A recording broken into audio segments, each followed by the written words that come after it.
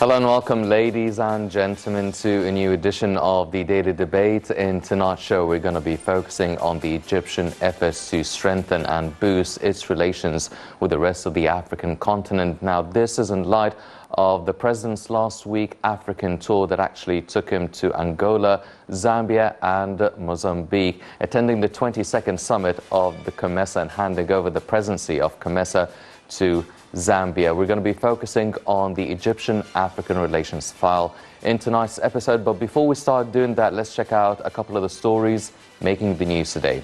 And we'll start off with President Abdel Fattah el-Sisi, who received the Iraqi Prime Minister Mohammed al-Sudani in Cairo today. Presidential spokesman Ahmed Fahmy said President al-Sisi stressed Cairo's stance with regards to the stability and security of Iraq. The president expressed his appreciation to the depth and strength of the strategic bilateral ties and keenness to diversify and expand cooperation in various fields, either bilaterally or through the three-way mechanism, which includes Jordan. For his part, the Iraqi Prime Minister said his country values ties with Egypt, which he described as strong and historical. He asserted that Iraq is keen to boost bilateral cooperation mechanisms and benefit from the Egyptian expertise in various fields. Sudani said Cairo's role in boosting joint Arab action mechanisms against challenges are highly valued.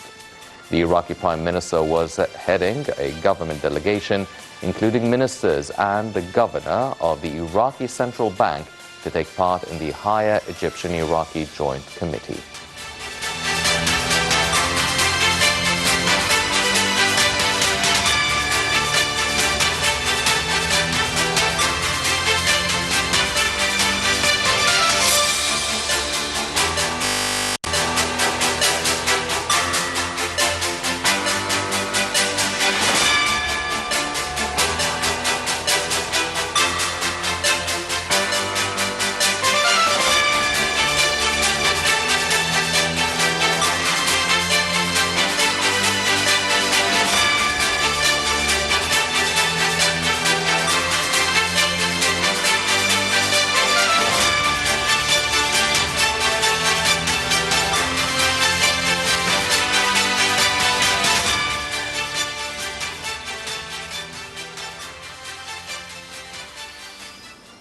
And during the same visit, the second round of the Higher Egyptian-Iraqi Joint Committee convened in Cairo today.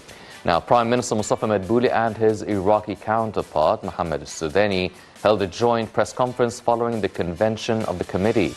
Madbouli said the visit by the Iraqi Prime Minister to Egypt reflects a desire to boost bilateral ties. The Prime Minister added that the convention of the committee reflects a keenness on broadening bilateral cooperation. He stressed that challenges surrounding the region requires the need to intensify efforts for joint action.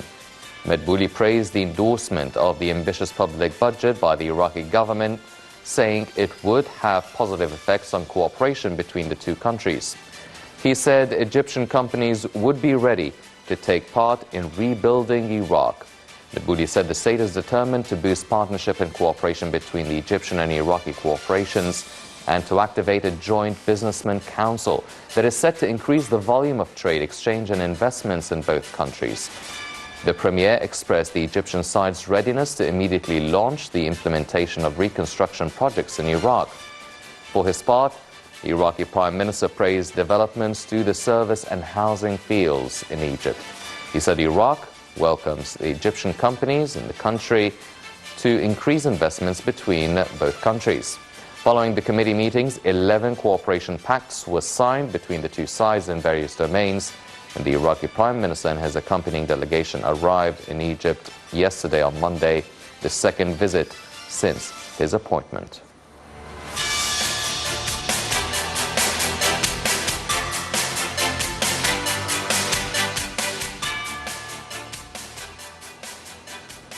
These were a couple of the stories making the news today, but now turning our attention to the Egyptian-African relations. Let's check out this report regarding the president's tour that took him to Zambia, Angola and Mozambique and the efforts exerted to boost the Egyptian-African relations. Let's check it out and we'll be right back.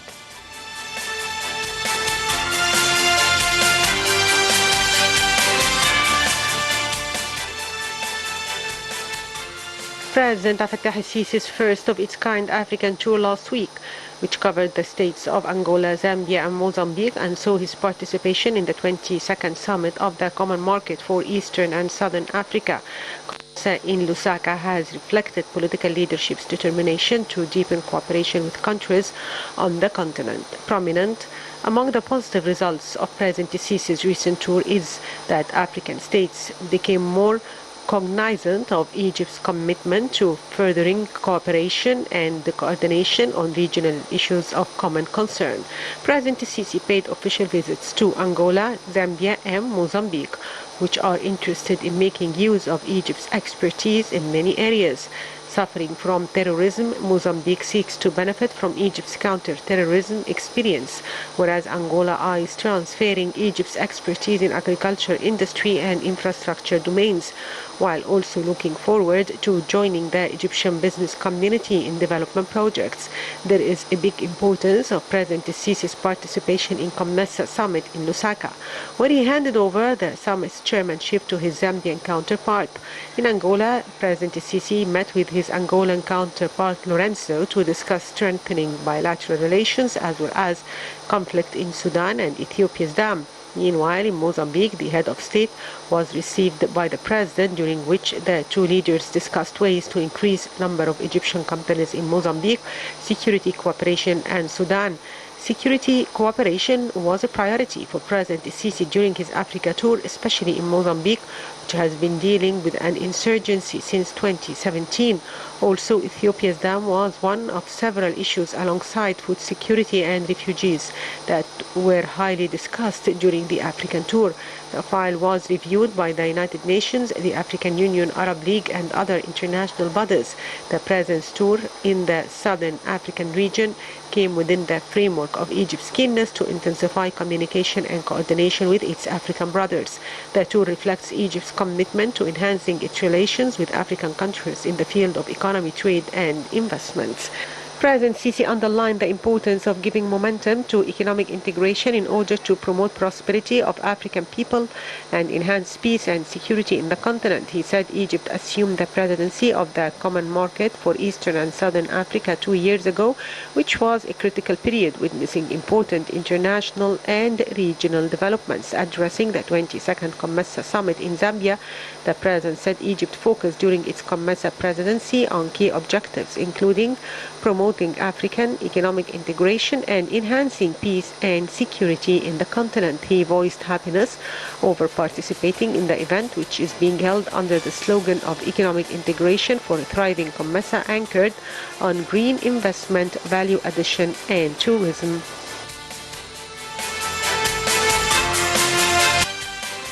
Welcome back, ladies and gentlemen, and we're joined here tonight in the studio by Ambassador Soad Shalaby, former Assistant Foreign Minister and an expert in African affairs. Ambassador Shalaby, thank you very much for joining us. Thank you, Henry.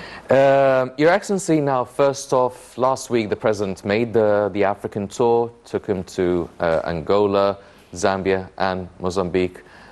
You were the ambassador of Egypt to Mozambique for 4 years, so we will be talking later about that. So we are handing over the presidency of COMESA to Zambia, which took place in Lusaka, Zambia. It's the 22nd summit.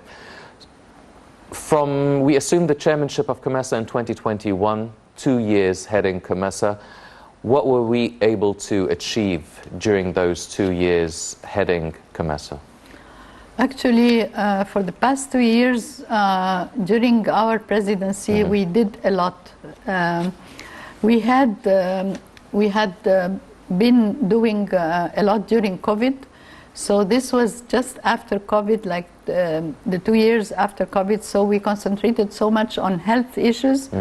And at the same time, we had the industrial integration strategy, which was placed between 2017 and 2023, and this one is 2024, and this strategy is mainly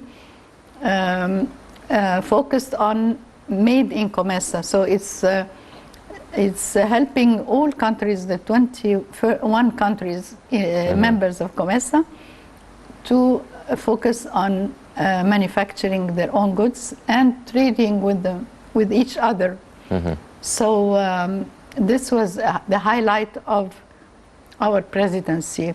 And of course, there was also mega projects and also feasibility study that was made during our presidency, which was made to link Lake Victoria with the Mediterranean through the Nile River. Yes. Something really exciting. But we really did this feasibility study because we want to link the navigation routes, and we want to have more of trade going between maritime trade between COMESA countries. Yes. So this was one of the achievements of our presidency. Yes. Well, we will talk a bit later about the trade between Egypt and the rest of the African continent, but now we understand the reason why the president went to Zambia, Lusaka, to hand over the presidency of COMESA. But the tour also took him to Angola and Mozambique, and during this tour he also met the leaders of Malawi and Kenya. So what is the significance of the other stops other than Zambia, and what could have been discussed with the other leaders of Angola, Zambia, Malawi and Kenya? This is a historical visit. From my point of view, it was high time to visit these countries. These countries are members of SADC. The SADC region is the most rich and diversified region in the whole of the continent. So Egypt, belonging to the North African region, was not really developing its relations with the South African region. Although we have a lot of history, we supported the national struggle against colonialism in both Mozambique, Angola, and we automatically, after Zambia declared its independence, we had bilateral relations and we exchanged ambassadors. So these three countries are very special in the history of Egypt and the Southern African region.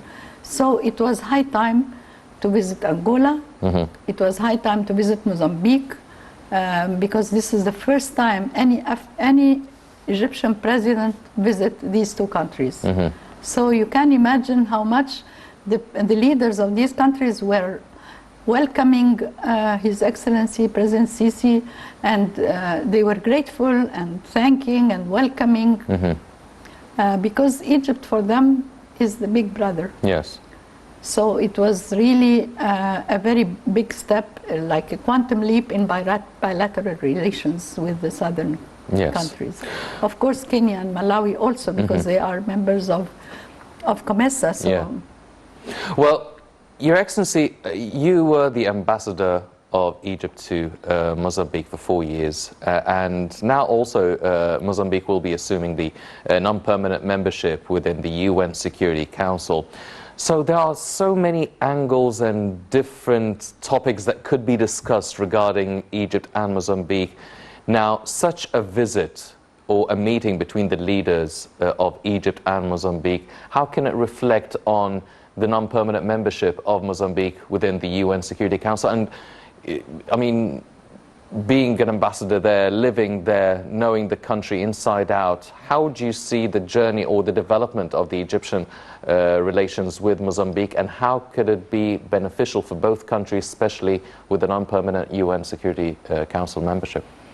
As you know, Egypt is running also to become a candidate for membership in the Peace and Security African Peace and Security, yes. Yes, in the African Union architecture of peace and security. Yes. And this is a very important role. So having Mozambique in the Security Council as a non-permanent member, and Egypt in the African Union in the peace and security, there will be a lot of coordination and also help during the critical times in solving the crisis that attack any country in Africa. As you know, we are always having different kinds of crisis, and Egypt plays a key role in these moments when it has the initiatives, and it plays the role of mediation, and it tries to offer humanitarian aid. So Mozambique has received from Egypt a lot of help during the past 30, 40 years, whether it is humanitarian aid during floods. I served there, and I know how much the floods ruin the country because they don't have the capacity to. Yes.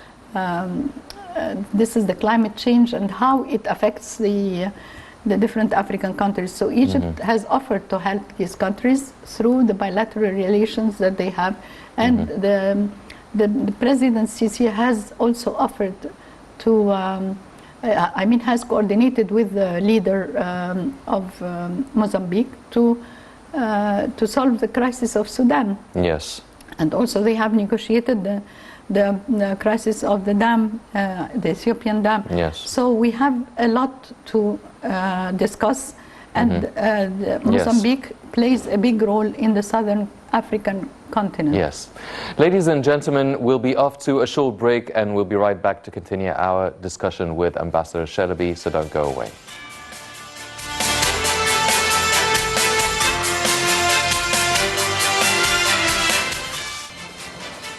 Welcome back, ladies and gentlemen, continuing our discussion with Ambassador Shalaby. Your Excellency, now you were talking about developmental issues that the rest of the African countries are suffering from, and you've mentioned, for instance, the floods in Mozambique. Now, Egypt will be assuming the presidency of NIPHAD, the African Union Development Agency, and whenever we talk about development, we always mention the Sustainable Development Goals. Egypt has its deadline or vision for 2030.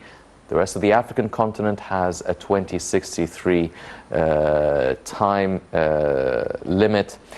So how can we help boost or transfer our experiences and expertise that we've been undergoing and undertaking for the past few years to achieve our sustainable development, and at the same time help other African states deal with their developmental issues, especially, as you've mentioned, Egypt assuming the presidency of NIPHAD?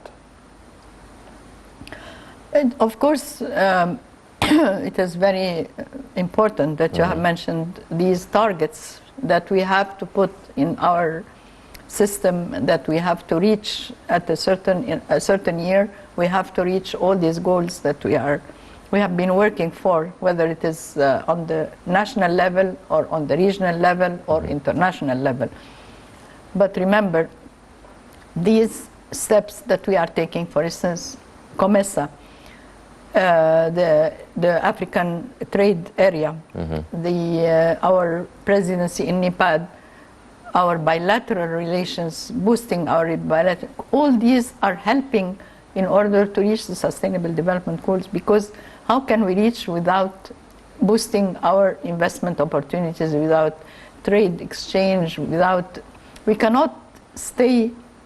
We are only trading between us 15% of the total trade, so it's very little compared to other regions like the EU or other regions. So we have to work on that. We have to, the African countries, if they want sustainable development, if they want to reach the 2063 agenda, they have to start from now concentrating on manufacturing their own goods and opening the markets for exporting their goods to other countries in the region.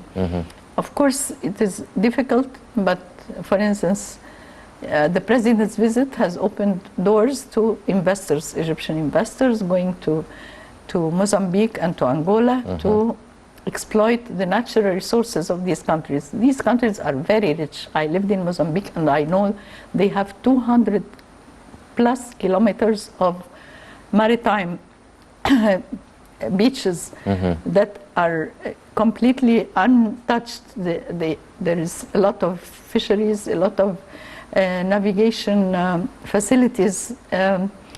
They have a lot of natural resources that have not been touched.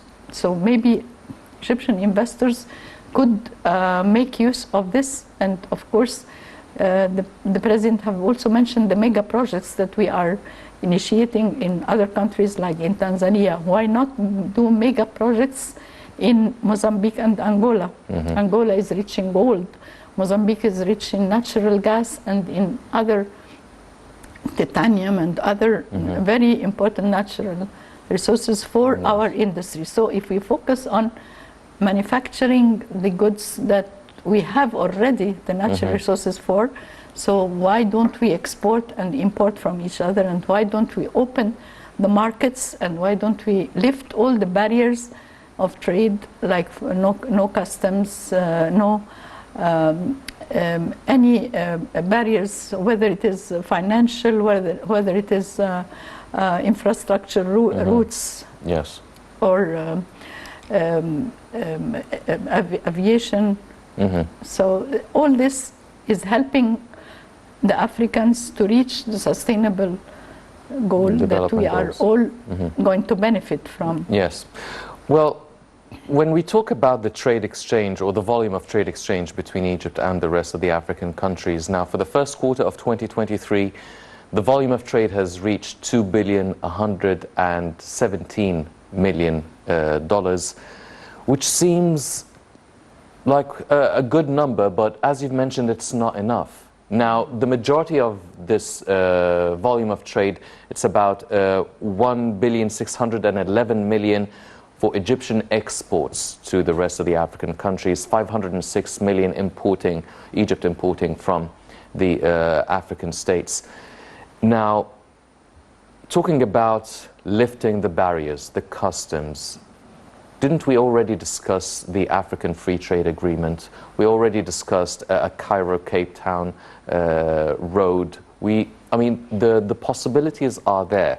So what is stopping us to reach our maximum potential from an African Free Trade Agreement, establishing the Cairo-Cape Town road, trying to really, because it will be a win-win situation for the whole of the African continent? Well, we have to find out who is good in what. We have to know what is our comparative advantage.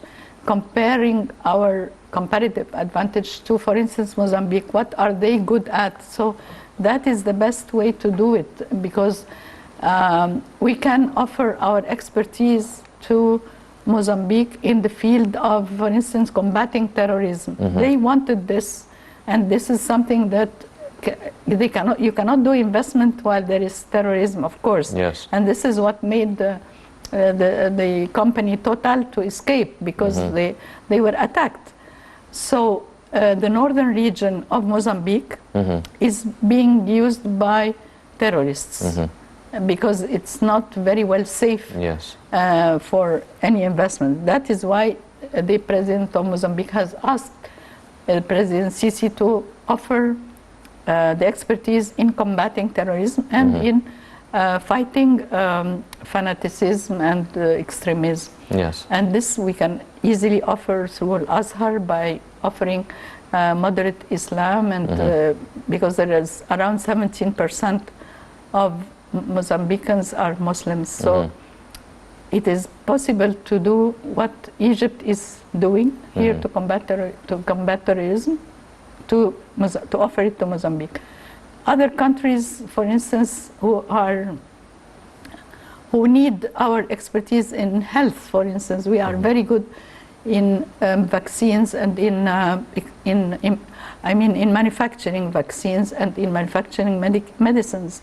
So this is one sector that even President Sisi has suggested that COMESA has a health sector in its secretariat, so that it will develop this kind of focus on manufacturing drugs and medications between African countries and exporting it, of course.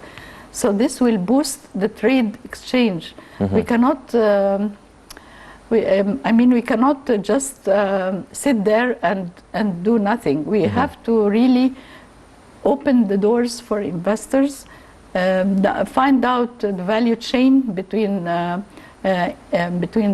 manufacturers, investors, and the markets. Try to find all the means and ways of facilitating and guarantees for the movement of capital, the movement of people. Yes. So all these are steps towards increasing the trade. Well, the Russian and Ukrainian conflict, I mean, it has divided opinion for observers and analysts. A lot of them say, well, the crisis there is actually a good motive and a good reason for inter-African trade. It would give and boost the trade exchange between African countries. And it would be cheaper, and it would open non-existent or strengthen or refresh certain trade channels between the African states. And at the same time, they are saying, some analysts are saying, well, it's because of this crisis that the inflation has hit a lot of the African states, so it actually makes it a bit harder, even more difficult for African countries to trade amongst themselves. Do you think that having this conflict between Russia and Ukraine, does it allow for more inter-African trade, or does it weaken the possibility of increasing this trade, even though for the first quarter of 2023, 117 is considered an increase opposed to the previous year? Well, you said it. It's a lesson for us all, because we have never expected that this will happen. We are paying a lot of high prices for fertilizers, for grains, and there's a problem of food security in all of African countries, just because two countries very far from Africa are fighting. So we depended on them. Why don't we depend on ourselves? Look at Sudan. Sudan was supposed to be the basket of grains for all of Africa. Look what happened. Yes. The crisis in Sudan will really have a lot of repercussions on all of the African countries, because we have built a lot of aspirations on how much Sudan is going to offer Africa. Now we have to deal with the problem of Sudan. The same thing with other countries who have been affected by the Russia-Ukraine war, and I think that the African Union are thinking of an initiative to present to Russia in order to stop the war. It cannot continue. Yes. You know, the whole of the world is suffering, not only them. Yes. I think spending so much money on arms and ammunition instead of spending it on food.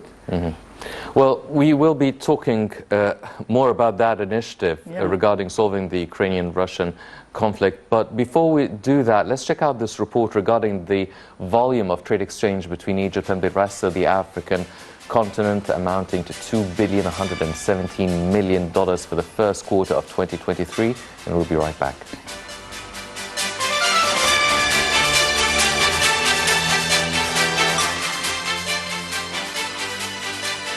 The volume of trade exchange between Egypt and African countries amounted to $2.117 billion during the first quarter of 2023. Egyptian exports to African countries amounted to $1.611 billion, while imports stood at $506 million. The top 5 markets for exports to Africa were Libya, Sudan, Algeria, Morocco, and Tunisia, with values of $317 million, $226 million, $217 million, $191 million, and $86 million, respectively. Construction materials were Egypt's main exports to African markets, with a value of $422 million, followed by chemicals and fertilizers at $358 million, and foodstuffs at $242 million. Other exports included electronic and engineering goods, ready-made garments, paper, packaging, and upholstery, medical products, crops, textiles, handicrafts, and furniture.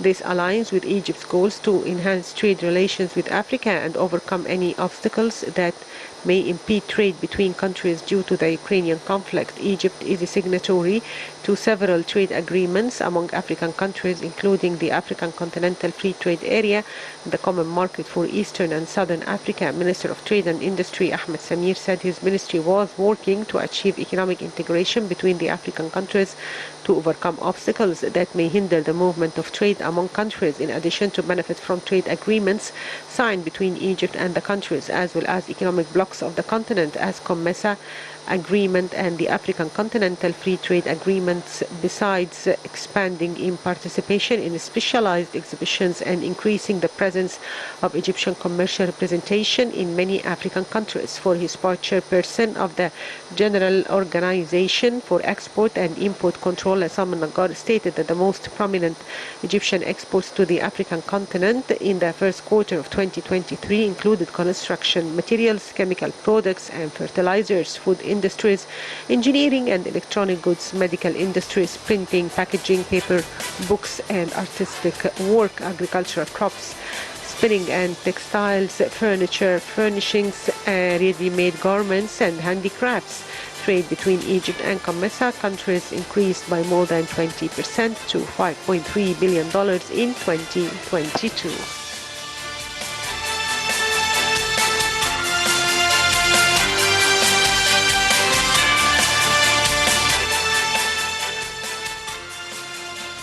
Welcome back, ladies and gentlemen, continuing our discussion with Ambassador Shalaby. Your Excellency, now, last week, we were talking about an African initiative to help solve the Russian-Ukrainian crisis. Last week, the President Sisi, with almost all the leaders of the African continent, they were participating via video conference, talking about what Africa can offer to the situation and the conflict between Ukraine and Russia. Obviously, everyone's talking about a diplomatic, peaceful solution. We are now in the second year of this conflict, but what sort of an offer can we make for the Russians and the Ukrainians that they can't refuse, or that would actually help them or trigger some sort of, you know what, let's sit down and talk, or let's try and resolve this? Because it seems that we are it's another continent, and we are trying to offer something, a peaceful way out, because we're being affected too. So what sort of solutions or proposals can Africa introduce to this conflict? Look, there has to be a balance, because many countries have already very strong relations with the Americans, with the United States and with Europe. And the United States and Europe are very adamant against this war. They want Ukraine to be a member of NATO, and they want Russia to stop this aggression. How can we do that? My opinion is a strong, non-aligned conference. All the countries in the world, Africa, Asia, and Latin America, these three continents used to have a very strong opinion, one voice. So if these countries can get together again with a one voice, and to really pressure the United States as well, and pressure Europe as well, not to insist that Ukraine become a NATO member. It is they can put maybe 10 years like a lag between the two countries, the country becoming member. Maybe in the 10 years or 20 years time things happen, but the war has to stop, because it's affecting all the countries in the world, and it is not there's no end. There is this. Of course, all the leaders of Africa are trying their best to stop it, because they are affected, they are suffering. The inflation is really killing everybody, and the people are the ones who are suffering, not the leaders. It's the people of the African people. So, well, is this sort of pressure or influence, if we may call it, would it be a political one, or more like an economic It's a influence? political. We don't have any economic strength at this point. It's all political. It's the United Nations who can do the mediation. It's the non-aligned movement. If it has a strong power again, maybe it can influence one of the parties. Who knows? Something should happen to stop the war, or else it is going to be a disaster for all the world. Look at China. It has negotiated an initiative between Saudi Arabia and Iran. Nobody was thinking of something like this happening. So maybe now something like a new initiative will come out, and one of the leaders of the world will adopt this initiative and will work for it. Yes. Ambassador Shalaby, now another conflict is taking place. I mean, our southern neighbors, Sudan, and it's a country that is very close and dear to Egypt, and it has been part of our three-way issue with the Ethiopian dam. Obviously, they've had their own uprising, and now the conflict taking place there between General Burhan and the radical support forces. We've received thousands and thousands of Sudanese refugees to Egypt. Now, something that Egypt has been very well known for is receiving refugees, be it from Libya, be it from Syria, be it from Sudan now. How can Africa, with Egypt, try and find a solution to such a conflict in Sudan? We've seen the Saudi Arabian and US mediation that resulted in some ceasefires in Sudan, but how can Africa collectively have an active influence and role in trying to end this conflict in Sudan? Well, this is a very peculiar situation. It has never happened that a country has two armies, and the two armies are very well connected with the world and very well connected with financial assistance from different powers. So it is what I believe in is that it is a proxy war, and this is also another thing that we have to stop in Africa. That the two big powers are fighting each other on African soil. So this is something that is very difficult, and even if the African continent, the African Union, the leaders, even President Sisi was talking to all the leaders that he met in Comesa and in Zambia in the southern tour that he did. They need to have, of course, an initiative to stop the war, but even if they have an initiative, they don't listen. They are killing their own people. They are not killing foreigners. They are killing their own people, and they are continuous. They don't want to stop even for humanitarian aid and assistance. Yeah, aid.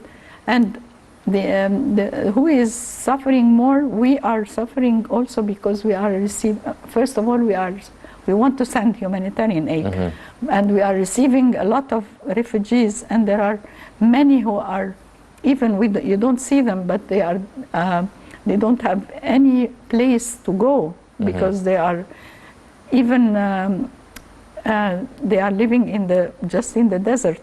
But right now, Egypt is handling the 200,000 refugees coming from the southern borders. But God help Egypt. We have done this for Syria, we have done this for Iraq, we have done this before for Palestinians.